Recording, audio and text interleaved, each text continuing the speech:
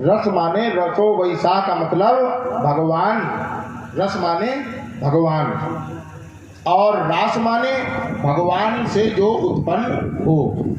रसो वही साह, रसा, रस माने भगवान, और भगवान से जो उत्पन्न हो उसको कहते हैं रास।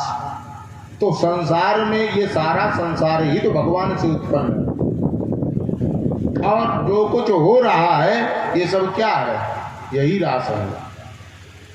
हमारे गुरुदेव भगवान कहा करते थे, देखो भाई तन में रास विहार, देखो भाई मन में रास विहार, जिस दिन रास विहार न होगा होगा बंटाधार। देखो भाई तन में रास विहार। हमारा शरीर ये कब तक बोलता चलता है, जब तक ठाकुर जी रास करते हैं, और जिस दिन ठाकुर जी रास करना बंद कर देते हैं उसी दिन कहते हैं राम नाम, चलो भाई ले चलो जल्दी करो। और रास माने होता है रसा नाम समूह रासा, रस के समूह को कहते हैं रास।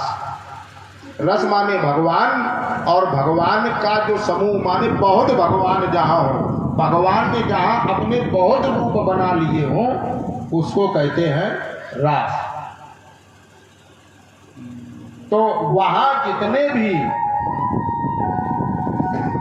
गोपियाँ और जितने भी ठाकुर जी थे, कृष्ण थे,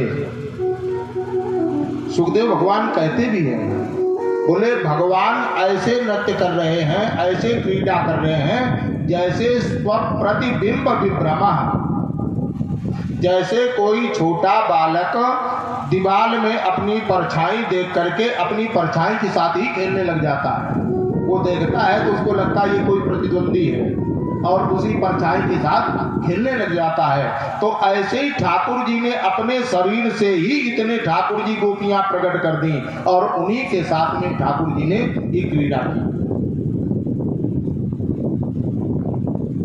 देखिए जब महारास की कथा प्रारंभ होती है तो ना तो कृष्ण से शुरू हुआ, ना तो गिरवरधारी से शुरू हुआ, कहां से शुरू हुआ? सुखदेव भगवान कहते हैं भगवान पिता रात्रि शरदोत्फुल्ल मल्लिका विचरन्तुं मनश्चक्रे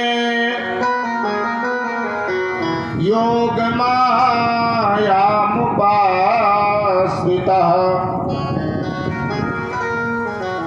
भगवान शब्द से महारास का प्रसंग शुरू हुआ है, तो इसका मतलब है रास किसने किया? भगवान ने। और भगवान किसे कहते हैं?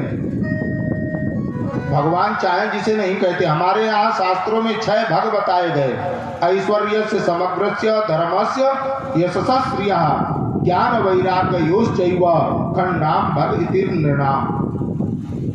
समग्र ऐश्वर्य जिसमें हो, जिसमें धर्म हो, ऐश्वर्यस्य समग्रस्य धर्मस्य यश, जिनका यश समस्त त्रैलोक्य में व्याप्त हो, और जो श्रीयवान हो, जो ज्ञानवान हो, और जिनमें वैराग्य हो,